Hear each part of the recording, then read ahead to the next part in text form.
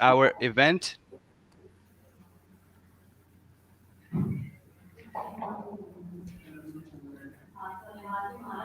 It's on.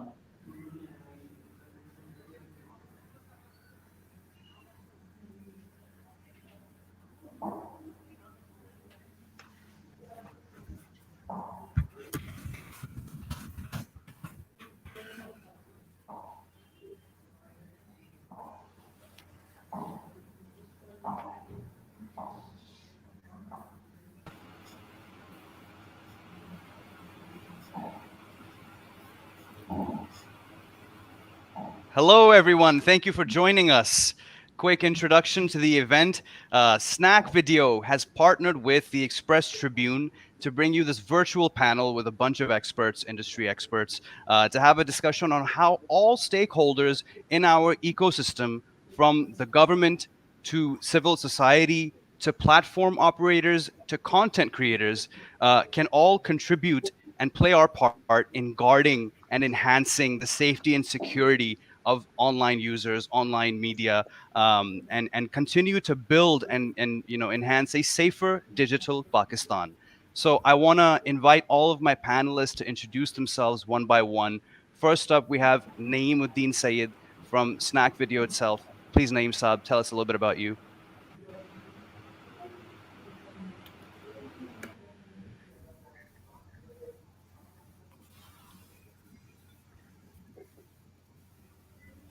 Naeem, I believe you're on mute. Okay. Uh, all right, guys. Sorry, still getting a hang of the things. Anyway, I joined Snack Video about right at the beginning of Snack when Snack Video was launched in Pakistan. So have been associated with the platforms right from the beginning almost, and I'm looking after the operations of the platform in Pakistan, Snack Video, and let's that should be a start to begin with. Great, thank you, Naeem Saab. Naeem Saab, thank you. Next up, from representing the government as a stakeholder, we have Imran Ghazali. Imran Saab, can you please introduce yourself to our audience? Yep. First of all, thank you. Thanks to Snack Video and Tribune for having me at this panel discussion. I am heading the digital media wing of the government of Pakistan, which is based in the Ministry of Information and Broadcasting. I have been involved in part of the digital media ecosystem for the last 14, 15 years, working in different capacities for both public and private sector. And right now, leading the digital communications for the government of Pakistan. Great, thank you, Imran. Next up, I want Hija Kamran to introduce herself. She's our civil society representative. Hija, can you tell us a little bit about yourself? Yeah, thank you so much for having me, first of all. My name is Hija Kamran, and I am currently working at Media Matters for Democracy as Senior Program Manager, where I lead digital rights and internet governance, advocacy, and research of the organization. Media Matters for Democracy itself is a civil society organization, it's a nonprofit, and it works on digital rights and media development in the country. We work on these issues through research, policy advocacy, campaigning, and training as well. Wonderful. Thank you for joining us, Hija. And our final panelist, last but definitely not the least, is the one and only Ali Gulpir. Ali, can you tell us a little bit about yourself? Yes, my name is Ali Gulpi. I have been making internet content for around 10 years now, and I've made rap songs that are satirical about social issues, and I'll also make short form internet, video content or pictures. And I also perform live, and I like mutton biryani, if that matters. I love that. We should have done that. We should have gone around with fun Yeah, facts as well. So thank you, yeah. Ali.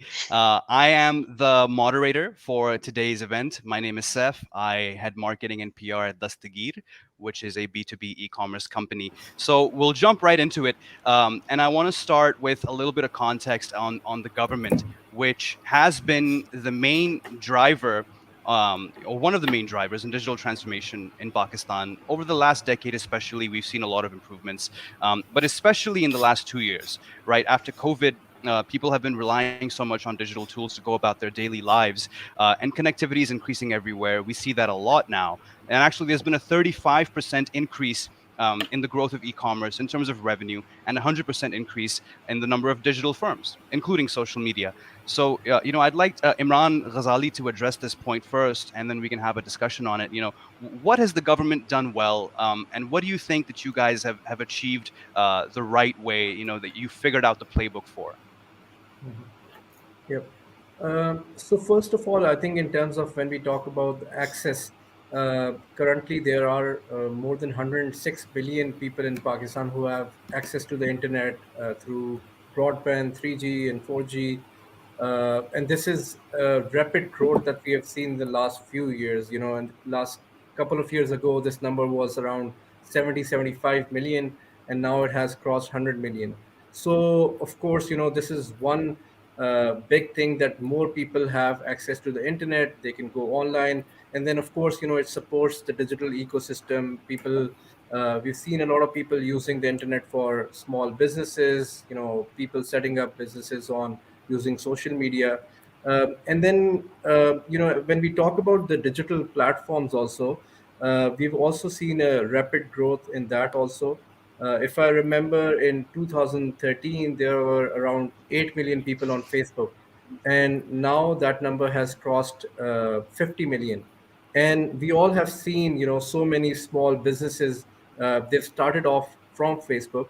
A lot of women are, doing a lot of e-commerce business on Facebook.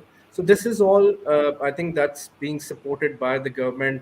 They're trying to improve the infrastructure in some of the areas where these things are not present. So currently there's work going on to improve the internet structure in Gilgit-Baltistan, in some of the remote areas of Balochistan. So that's one thing, I think, in terms of giving access and empowering people. So the government has been working on that. And then you've seen, lately there have been some policy changes to benefit and help out the people for e-commerce also. So that's something that the government is working on. And we've also seen recently, a lot of Pakistani startups, and it makes me really proud to say a lot of Pakistani startups have gotten, really good investments from Silicon Valley, from across the world. The government is definitely working on empowering people and facilitating all of this. With all of this, we also see there are a lot of challenges, and of course, we will be talking about it later in the discussion. And in terms of the government, giving access to people, one more thing I want to mention is there are a lot of online applications now available. One of them is the Citizens Portal, which is the Prime Minister's Citizen Portal, in which any issues related to the citizens, the complaints that they have direct access to the Prime Minister through their mobile phone. So this is all about empowering people, and I think the government is very focused on this, and that's what digital Pakistan means. That everyone in Pakistan should have access, and then empowering them through digital media, so that they're able to do e-commerce businesses, and of course socializing and content production. All of that is also part of it. I'll talk more about Agreed. what Agreed. in terms of digital advertising we're doing, but that's just to give a crux of what the government is working on. Sure, sure. Thank you so much, Imran.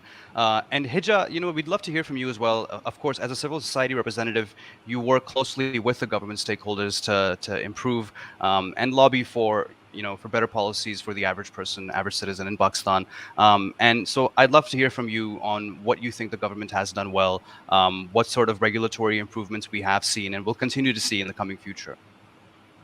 Absolutely. Thank you so much, Seth. So, as Imran has suggested, has pointed out a lot of very positive outcomes that we've been seeing, or developments that we've been seeing around digital landscape in Pakistan. The one thing that I would like to point out here is Imran did mention that people have 1 billion, over 1 billion people have internet access, and our focus as an organization and my focus as a civil society representative has always been on increasing internet access for people in Pakistan, but not just any kind of access, but meaningful access. So for an access to be meaningful, it has to be continuously available to people. It has to be affordable. The devices that people access the internet through, that those devices have to be affordable. And we have conducted a research very recently, and it's about to be launched in December, hopefully. And we basically tried to map the sort of this condition of why digital divide exists in Pakistan, because I was also looking at PTA's stats right before this call, and I saw that around 47% people in Pakistan have 4G, 3G, and 4G internet access. So we're not we even half more than half the people, half the population does not have internet access, and it tells us that we have a lot of things to do, and the government's focus on increasing increased focus on digital Pakistan or increasing access to the internet. It's very commendable, and the regulations that have been coming forth with regards to data protection, with regards to e-commerce, those are definitely very positive in terms of what is the need right now. But as you said, we work alongside government stakeholders and representatives, and we are constantly here to sort of suggest the changes in policies, and we're constantly working alongside them to sort of see where this policy change or these developments are heading. So lots to see in Pakistan, lots to see in terms of policy developments and also increased access to the internet. So yeah, I'll stop here and just look forward to working alongside the government, as I said. Thank you so much, Hija, for that detailed response. Ali, we'd love to get a perspective from you, right? So less from the government involvement side, and more just universally, what have been some of the major important drivers of the growth of social media in Pakistan? And you can give us a better perspective on this than anyone, perhaps. You've been a creator for, I think, over a decade now, and you've seen the explosion that we've been talking about. So tell us what that's been like from your perspective as a creator. Ali, you are on I mute. think Yeah, I cheers. think as a creator, when I stepped into this industry, it was in 2012, and back then, if we had a video which had gotten 50,000 views or so, it would be considered very viral. Um, but to make Vadere Ka Beta and to get millions of views, and then afterwards, with each year, see people top that, go now, like it's a usual ke koi viral video hogi to it will probably get 50 million, 60 million views or more. So the landscape has grown much. It's much bigger. It's different mediums. It's also because of TikTok and Snack Video, and then you have Twitter, and then you have the YouTube, video, longer form content. So it has branched out, and now you can see different kind of content, and there's the little niches. So it's become a big market now. So I've just seen diversity. I've seen a lot of growth in these 10 years. Fantastic, fantastic. Naeem Saab, what do you think about what everyone's said? All their points. What role do you think the government has played well? And what do you think has been the major driver for social media growth in Pakistan? Naeem Saab, you're on mute. Okay, so thank you, sir. Thank you for sharing. I think Imran very rightly pointed out that what we witnessed last year after post-COVID, it's not just the growth in just digital media, but social media has taken with leaps and bounds as well. Crossing 170 million is a big number, and just to give you an example, we've seen a lot of OTT platforms as well that have shown dramatic numbers that grew overnight. In just 3 months' time, they doubled their numbers, actually, almost. And so did other social media platforms. So, yes, there's a lot of diversity, there's a lot of room. And as Hijab very rightly pointed out, that only 47% of the Pakistani market has access to internet. That makes Pakistan one of the biggest opportunities when it comes to social media or digital media, because there's another 50% of the population which is a potential market for social and digital media. So yes, that's my 2 cents on it.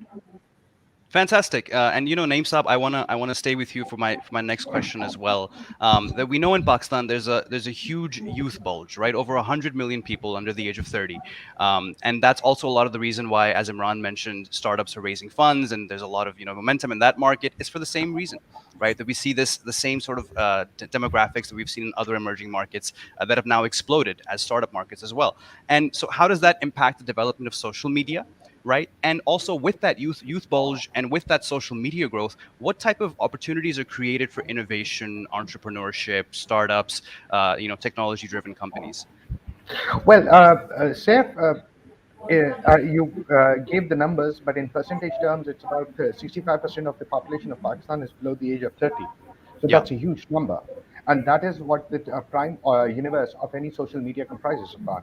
And if you go deep dive into it, you'll find more appealing numbers. So the social media development and the power it holds in Pakistan, I think that is a huge drive, and that is the reason you see a lot of companies investing into Pakistan, a lot of startups coming up. Snack Video being one of them, as for us, Pakistan is a very important market, and that's the reason. And we've shown amazing growth numbers in a period of just 10 months that we've grown. So the numbers have actually skyrocketed. So we find Pakistan as a huge place of opportunity when it comes to social media, especially. Great. Thank you, Naeem, for that input. Imran Ghazali, I'd love to get your perspective on what happens when social media is available in typically underserved or non-served communities, such as smaller cities or rural areas. And I know that you're involved in that massive government push to digitize the underserved communities of Pakistan. And what's the impact with that? What's the social impact that you see with that? I think one, as we're seeing, there are a lot of people now in the remote areas also, they have access to social media. And one of the big benefit is that their voice can be heard, Sometimes it's, some negative incidents, they also get reported from a lot of those areas where, like, if you go like 5 years back, these people did not have any voice. Recently, also, we have seen some unfortunate videos coming out, for some incident happened in Sindh. So, if there was no internet or no access on social media, these voices would also, not be heard nationally. And we were also involved in one of the campaigns that worked for Alif Elan, which was a campaign for education reforms in Pakistan, where we highlighted, the problems people face in different, their schools, the infrastructure problems, and other the teachers' problems. So we started this campaign, and we got a lot of, this feedback from these rural areas, and people sent us, the situation what they're facing in their schools. And through social media, we were able to highlight that to the government, to the parliamentarians, and then, there were, of course, that. So, if I talk about it from the government perspective, people, get this voice, and then this can be translated into or channelized to the right forums, and, those issues can be addressed that way. So I think in terms of empowerment, that's again a very good thing. Of course, we've also seen, lately there are a lot of challenges attached to, all these social media and the access that people have gotten. And of course, I think we will be talking about those also later in the discussion. Yeah, absolutely, absolutely. Hija, what do you think about what Imran has just said? Can you add anything to that, specifically about how social media helps underserved communities in Pakistan?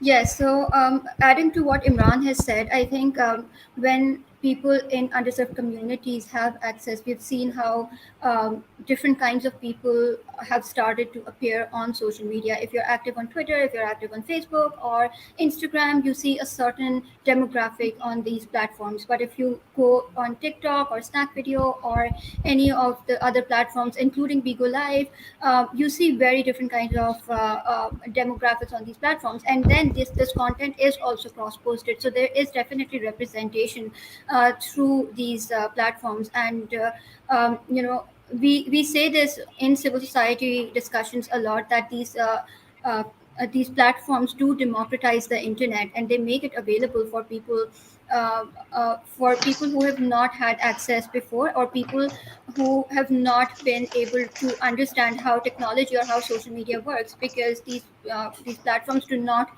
need you to be coherent in your speech or in your writing. These platforms only require you to open your camera and start speaking, start acting, or start singing, and people would know what you want to say, or people would understand. And then there's also representation of different languages, different communities as well, that we see. So when we see how internet has, or these social media platforms have added value to the discussion on the internet, it's significant, and we cannot discount this. Brilliant points, Hija. I love it, especially how you're talking about different demographics on different platforms. That's really important. Ali, I'd love to get your take on that as well. Like, you've seen this rise of social media, and what have you noticed is more people have now been coming onto social. Do you feel there are more opportunities now? What does it mean for diversification of content and also diversification of creators? Which a lot of people will say even now we're very behind of where we should be. So I'd love to hear your take on that. Yeah, I think yes, there is an increase in the diversity of content and the content creators, uh, but we do have a long way to go. And because of our certain policies, like the YouTube ban for a few years, and now the TikTok thing, uh, we need to understand that we can't be extreme. We can't be like ban or just total anarchy. It has to be content policy has to be something that is in a balance. And then a lot of people would say that a lot of bans happened because of a certain political scandals or something, some video that was leaked or this and that. So that also needs to be understood, that we can't use um, uh, you know um, uh, policy as a way to censor a certain narrative. And if the state and feels that their narrative is being suppressed, then they might need to start working on a channel that can propagate that. So we need to support this community. We need to, as a society, we can't make fun of TikTokers and or call them lame. I think what we need to do is we need to accept them as content creators, and they're great. So we need to remove that barrier too. We need to accept, everyone would like to watch these videos, but nobody would want, an artist in their home.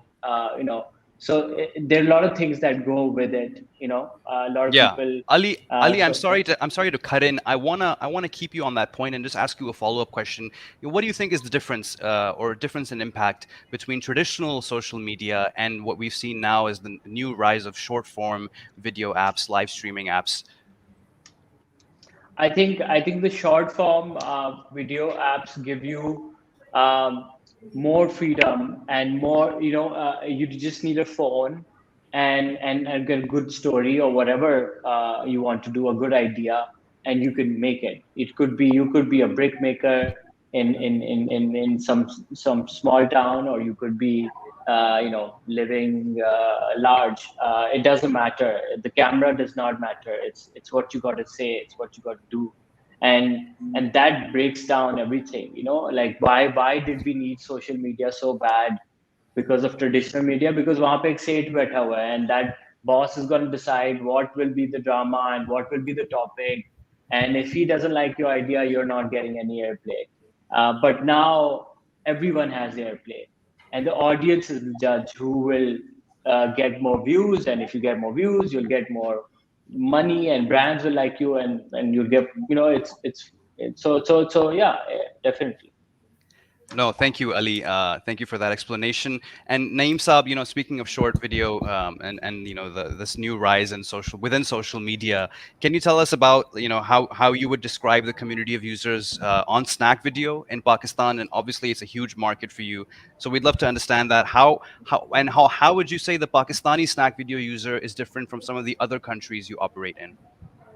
Uh, Saif, so, first of all, I'd like to carry upon Ali's point as well, that it has empowered the social media has empowered, and unlike one top man deciding exactly the entire content policy of a broadcast system, short format, every individual is a broadcaster and a top man for himself. So that has empowered, and that is what Hija also very rightly pointed out, the democracy on the social media. So yes, this is the power of social media. As to coming to your point, like any country, any in the world, everyone has their values. They have their own cultures, and they have their own likes and dislikes. And same thing in Pakistan on the short format or social media platforms. Everyone have their own choices, and the diversity it has given. If you go on an SECA related profile, that you will find a different set of audience, a different set of content, a different set of consumption and viewership patterns. And if you come on to a short format video, which is going to the masses of the country, it has a different appetite. So the diversity is there, and just like that, Pakistan, the values or the things may change, but the content, the structure has remained more or less globally, and it has been used, and the short formats have been used basically bring out the true colors of Pakistan as well. I think there's so much of talent that even Studio has given the platform for them to come out and display their expertise, from cooking to dancing to you name it, and they have it. And there's an expert in every area. So this is what the social media, especially the short format videos, have offered to the world in general. Thank you, Naeem Saab. I love that. That's about, thank you for the explanation of how Snack Video works. Imran Ghazali, I'd love to, move on to the next point with you about how Pakistani citizens are now entitled to expect that safety has been incorporated into whatever apps, platforms, or digital services they're using, right? And the online world, of course, has many benefits, and as we've just discussed, but also has risks like scams and unwanted contact from strangers, or harassment, or bullying, or just objectionable content. So, what do you think is the role of the government in online safety, in building this safer digital Pakistan? Yeah. Thanks, Saf. Thanks for the question. And it is one of the most important topic, I think, as content creators, as publishers that we have, or at the same time, this is one of the biggest challenge that the government and the content publishers have right now. So what the government is doing, number one, we are, in constant contact with all these digital platforms, big platforms. So like, Snack Video, TikTok, Facebook, YouTube. With all of these platforms, the government is, in constant consultative process that is going on. And as a society, as a country, of course, there are local norms that we have to address. There are different issues that we have to address, and the challenge that we have. So just as Ali pointed out earlier, when YouTube got banned, it was a big loss to the whole industry. Basically, for the 3 years, a lot of content creators who would have been more established by now, they could not, they did not have any platform to get their content out there. And then we also know the other ecosystem that's involved, the monetization that did not start in Pakistan. Because of that, there was a delay. So and similarly, on Facebook, currently there's no monetization in Pakistan, but we have a lot of talent. As it was pointed out earlier, we have seen a lot of talent coming out from the different small cities from Pakistan, on TikTok, on Snack Video. So the challenges that we have right now, again, as a representative of the government, as in my personal opinion, I personally think ban is not the solution. These platforms, they should not be banned. But at the same time, there are sensitive issues, like as you also said, there are scams that are going on these social media platforms. There's a harassment issue that is there. There's a exploitation, sexual exploitation issue that's there.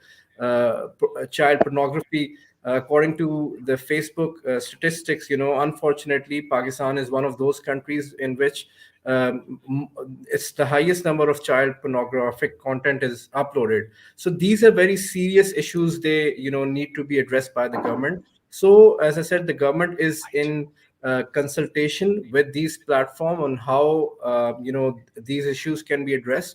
And then PTA, which is the regulator of the government of Pakistan, they also get a lot of pressure because in the case of TikTok, from what I've heard, there were hundreds of applications filed in different courts across Pakistan by the parents of children. They're saying these apps are being misused.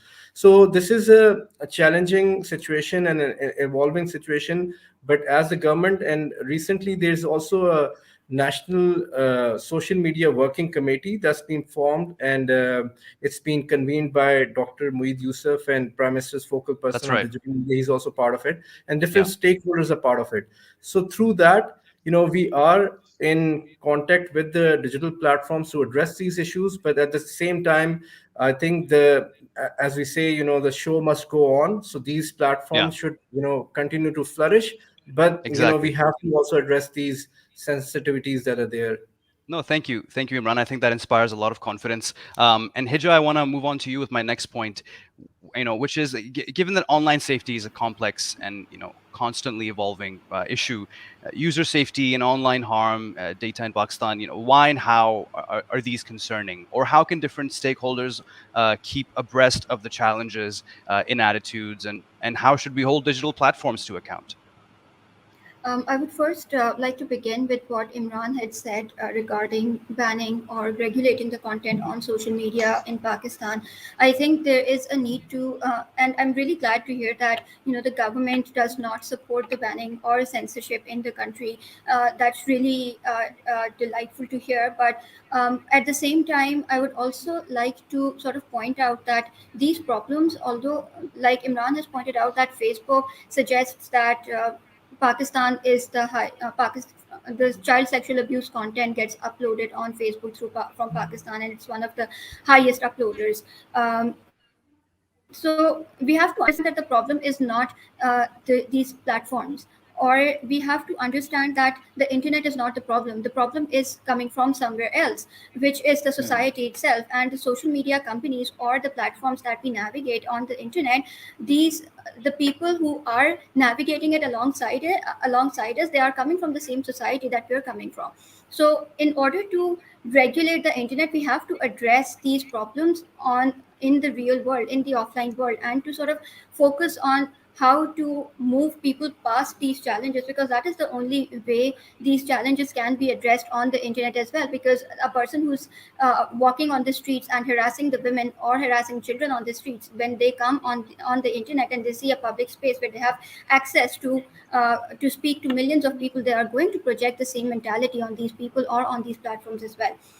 Coming to the question that you asked regarding the challenges and the accountability of social media, like sort of the responsibility of social media companies, I think the challenges, as the digital technology is evolving, challenges are going to continue to evolve as well. They are going to get serious. They are going to get more threatening to people and threatening. So, for instance, if I talk about 10 years ago, when we used to go and talk about digital security with people, and we used to do it with multiple stakeholders, different kinds of people in all sorts of communities, the one common argument that we used to hear from them was, I don't have anything to hide. Why do I need privacy? Why do I need to have digital security? Or why do I have to sort of continue to prioritize my digital security? But then Now we don't hear this argument anymore because people understand and they accept that these challenges are very real and they can impact you. Privacy is very real. So one, the attitude needs to be changed by people. It cannot be it cannot be overnight, it cannot be done within a day. It has to become a habit of one person who transfers it to other people, and that's how you sort of make people realize why digital security and why these challenges need to be addressed as soon as possible. And with regards to the responsibilities of social media companies or how to sort of handle or hold these companies accountable, is for the government to demand transparency and to hold them accountable by asking them questions. We see that, and this is something that we talk about a lot in the digital rights sphere as well, that from Pakistan, uh, for instance, if something happens in the US, you would see that the entire world would be talking about it, that Facebook had breached people's privacy, that people's privacy is at threat, is at risk, etc. But when it happens in Pakistan, or not just on Facebook but also on other platforms as well, we don't see the same kind of attitude, or we don't see the same kind of urgency to address the problem. And that has to come from somewhere. That can come from regulation, but then we have to also understand that regulation and over regulation are very different. What we see right now in the in the form of the social media rules that we have, in the form of the cybercrime law that we have, we see that in the name of regulation we're trying to control these platforms. If we try to control Hija, these I'm sorry. platforms, we do see. I'm going to cut you short because we are mindful of our time here, and I want to move on to Of Ali course. before we can wrap this up. Ali, so we're talking about this online safety theme, and I want to understand you as a creator. What steps are you taking to keep yourself safe on whatever platform you on, and what types of things do your followers do to stay safe? Um, I would like to mention this campaign that I did. It was called Safety, and it was me and Faiza Salim, and we did a video about phishing and not sending your pictures around. It was very comedic, but it was about how an average user can stay safe on internet. There are many things like Imran Saab talked about. The people blackmail you through pictures and stuff. So we would tell people, don't give you out your data. Even right now, we did a campaign for another brand where we talked about digital banking, because ये भी होता है ना कि वो मैं साइमा बात कर रही हूँ हॉस्पिटल में आई नीड 50 रुपए easy load Yeah, or whatever. So there's all kinds of scams going on, and it's important as a creator for me and us all, like Hija said, that we need to create awareness. If you are a bad person and do bad things on internet, you'll be worse. That's yeah, why you have people like Engineer Uzair 123 and Princess Shona 458, and they say the most horrible things because they don't have a face. They can disappear and they can log out, and you won't know who they are. So we need to create awareness, and we need to have a just society where bad people online or offline are brought to justice. When that happens, then there will be fear of consequence. Um, yeah. Agreed. uh, Agreed. so so that needs to be there for sure. And for myself, what I do is I try to make I sometimes I make jokes about extremists. I made a song against extremism in both liberal and conservative ways, and so I got some threats, and then I just go to my gown. Now I told everyone, now I'll have to change my gown self. Okay, Thank you. great, great. That's good advice for everyone. Just go back to your village. मेरे पास है नहीं गाँव तो I maybe I can come and hang out at yours. Yeah. But I wanna get a platform perspective on this now. Naeem Saab, if you can help me understand as a short video platform, what is Snack Video's approach to user safety, and why is it important for you? And what type of actions do you take to keep us as content consumers or content creators safe? Okay, to begin with, I would give one phrase from Spider-Man: "With great responsibility, with great power comes great responsibility." And that is exactly what every platform should consider, that when you are powerful, when you're strong, you have to have a lot of responsibility on your shoulders for this community, for the society, and for the country as a whole. So it's a much larger approach when it comes to user safety, and it is one of the core things that uh, we have in our consideration to look upon.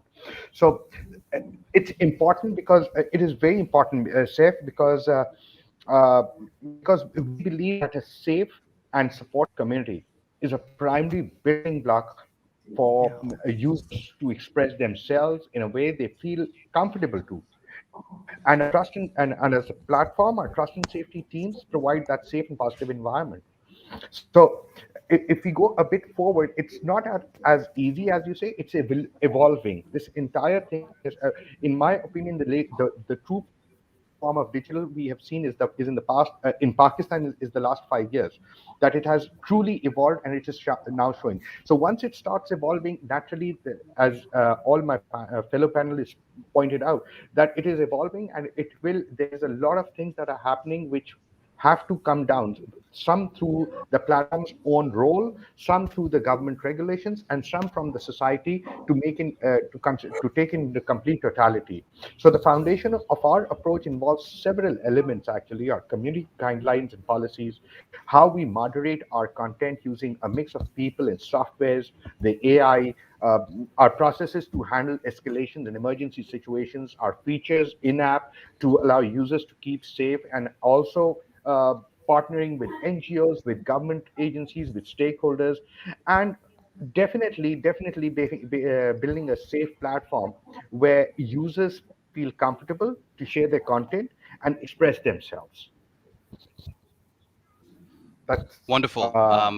Guys, we're just about to, wrap up here. So I'm just going to go around one more time and ask everyone one last question to sort of round out the discussion.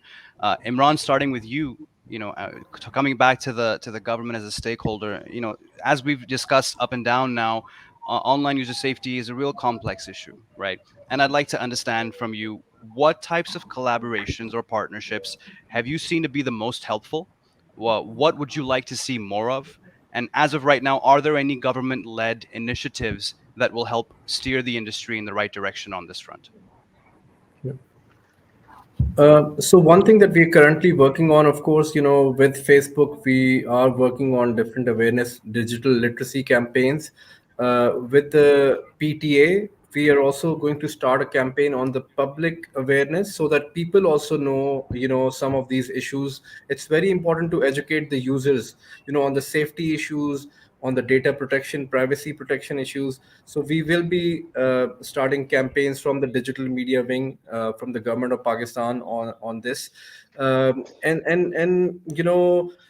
with platforms like Snack Video, TikTok, they also have a lot of responsibility, and I think all of these platforms also need to play an active role to address some of these issues.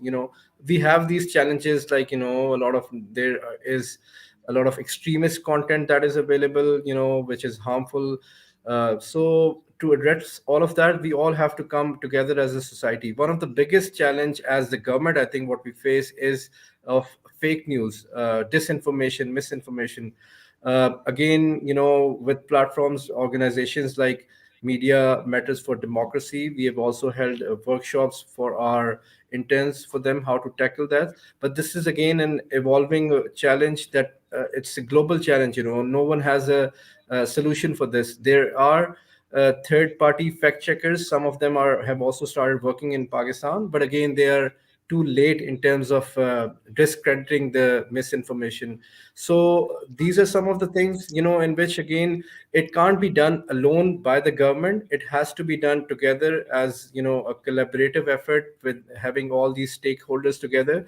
One of the big positive things that's coming out from the government side is that the digital media advertising policy, again, for the first time, it's now approved and it's in the implementation process. So this will allow the government to have advertise on all the digital platforms, the publishers, and will also help us involve the content creators. They will also be able to become part of the government campaigns on different issues. So again, as the government, we're trying to empower the content creation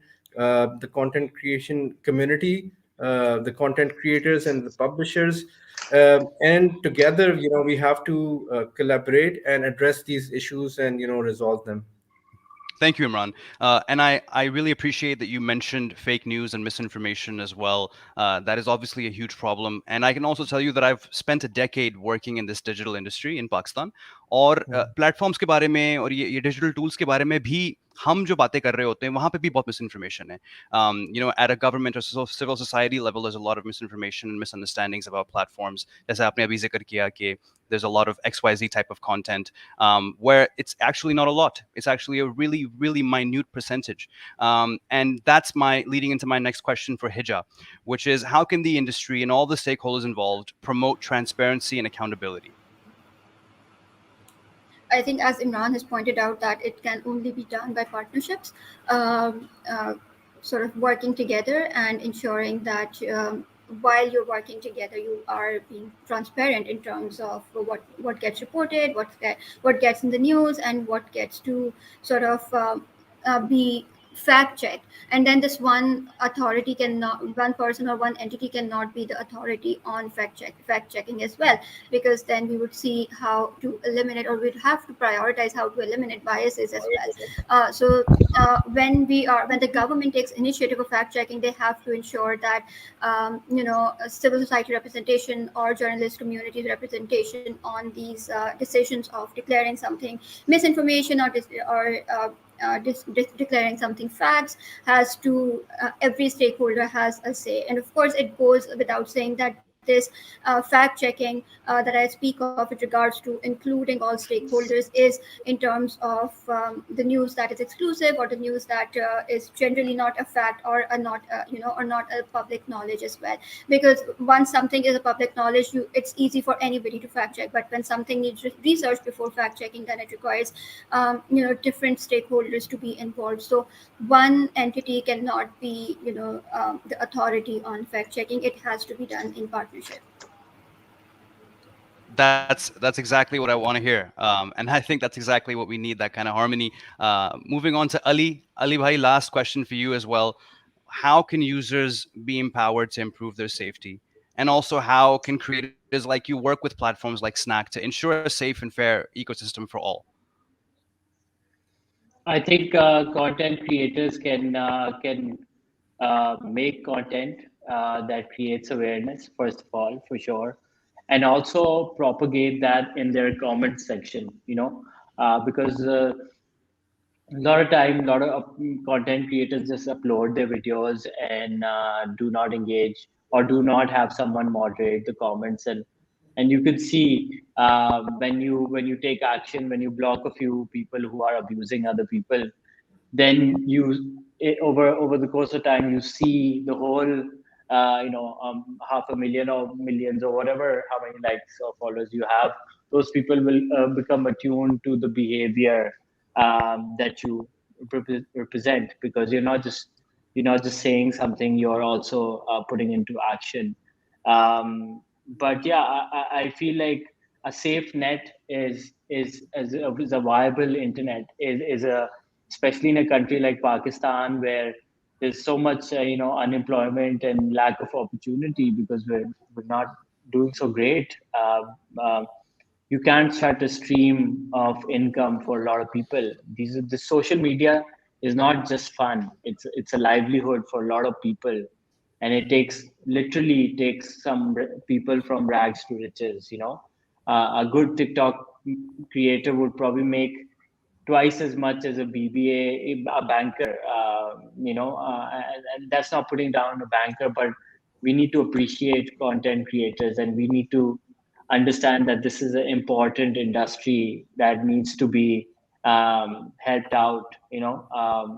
So yeah, and that's what I think. I agree with you. I couldn't agree more, and that's exactly why we're having this talk. That's exactly why we're trying to build these platforms, so we can have those partnerships. And speaking of partnerships, I now want to come to Naeem Saab. Naeem Saab, last question. I want you to tell me what type of partnerships are important for Snack Video on this front. Naim Saab, you are on mute. So, say, we need first. I'll second Imran once again, and a very right point that it is not the government who can do alone. It has to go hand in hand, and each of the stakeholders should be playing his or her own role, be it an individual or a platform. So when it comes to partnerships, we need partnerships that give us an understanding on the local landscape actually. So in order to understand the local landscape, the local user, and the safety issues they face, that is what gives us an insight. And the government, private sector, as I said, civil society, there's a range of areas of possibilities that can be explored through them. It's then it is a constantly evolving approach when it comes to partnerships, because with every a few years you'll see a complete shift in the overall systems.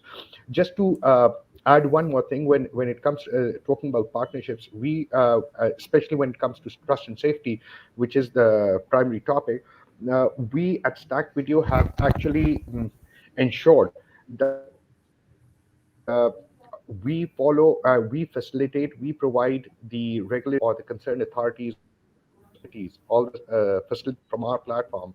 And uh, this gives me pride actually sitting in Pakistan, that uh, to further our commitment to cooperate with the government, we actually developed a dedicated portal that will be used to receive requests from the government and law enforcement authorities. And this is Snack Video's first major portal that is being launched anywhere in the world, and the primary place is Pakistan. So that important, we think that the partnerships, the adherence, the everything revolves around all these things. So trust and safety is very important, and we take it very seriously.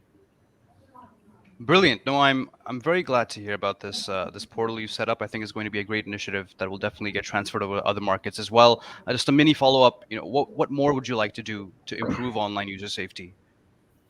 Well, see, it's a constant evolving landscape of this thing. So we always seek input from several sources, as I said, from government and NGOs, and but we also keep an eye on exactly how things are moving in the society as well. We are trying to get closer to the user to improve the understanding of what they need, what type of issues they face, what kind of tools they like, how can they spread the safety messages in a way that our users would benefit from. So we are constantly building about it, and we're a proud we have a proud team at Quaish who are professional backgrounds, say, is pretty diversified, from creators to engineers, to journalists, to business, to financial consultants, lawyers, public relations, human resources. So we have a huge variety, a diversity from within, and the space we operate. It is very complex, so we need a diversity, and we need the inputs from each and every one. Thank you Naeem साहब, thank you. और नाजरीन जो हमें tune in करके देख रहे हैं live Facebook या यूट्यूब पे, एक्सप्रेस के तमाम चैनल्स पे, thank you so much for tuning in and joining us for this conversation. This is a really crucial topic for us as an online community, for us as a nation. Technology is going to be one of the major drivers of our growth as an entire country moving forward, and social media is a major part of that. और आज जो तमाम हमारे guests आए थे, panelists आए थे, the entire point behind this webinar, behind this panel, was that these are all the stakeholders collected on one platform that need to be collaborating on a regular basis, that need to be partnering on a regular basis to improve all of these issues that we're facing, to enhance the user safety of all users in Pakistan, and to build that safer digital Pakistan that we envision for everyone, as creators, as consumers, publishers, advertisers, whoever it may be. So I want to thank all of my panelists: Hija Kamran from Media Matters for Democracy, from civil society; Ali Gulpir, content creator extraordinaire; Imran Ghazali from the Government of Pakistan's Digital Media Wing, and of course Naimuddin Sayyed from Snack Video itself. I'm Saif, your moderator. Thank you to Snack Video. Before you conclude, Please, I'd please. just like to send in a closing statement. As Imran very rightly pointed out, that the government actually is looking for collaborations and so that they can take their message to the grassroots level. We at Snack Video would be delighted to join hands and facilitate this entire process and be a crucial part of this entire thing. We'd be delighted. Lovely. Imran साहब क्या कहते हैं आप आ रहे हैं फिर? Thank you very much. And I think we would also love to feature Ali maybe in one of those campaigns. Yeah. Definitely. 100%. Nice. Can Hija and I also co-star in Ali's video maybe? Sorry, Sam. Where it's full. All right. Okay. Look, this done. So first, kick this guy out of the stream. And again, thank you to Snack Video. Thank you to the Express Tribune, Express News for putting this together. Have a great day, everyone. Khudafis. Thank you. Allah Hafiz. Thank you, everyone.